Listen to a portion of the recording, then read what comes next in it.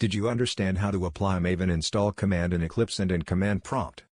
I believe it was really a great experience for you. Thanks, John. It was pretty cool and easy to understand. Your way of explaining was more informative. Alright. So then we need to move to the other commands. Let's talk about maven clean command. And gets into practical. Okay, sure. Try to remove all the files of previous build. You may just try to utilize a command called clean. So how do we apply in Eclipse? I just try to show you. There are mainly two ways.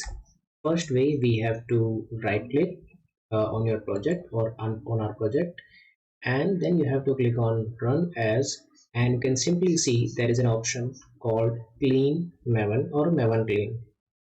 Once you click on this, it may started cleaning all the files. You may see here build success. It means that all the previous files has been removed from your current project. And let's talk about the other way.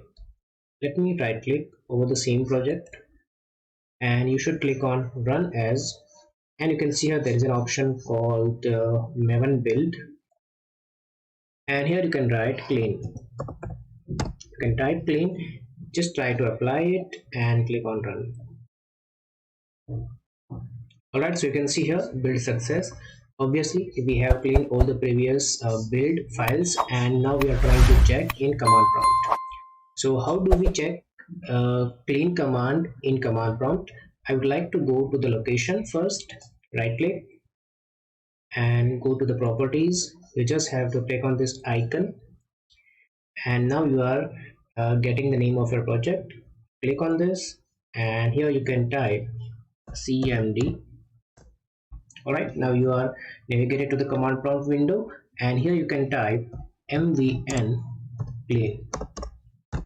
Okay, just try to press enter. Now you can see here build success, and it has removed all the regarding previous build files, and now you have got the new fresh copy of it. If you want to install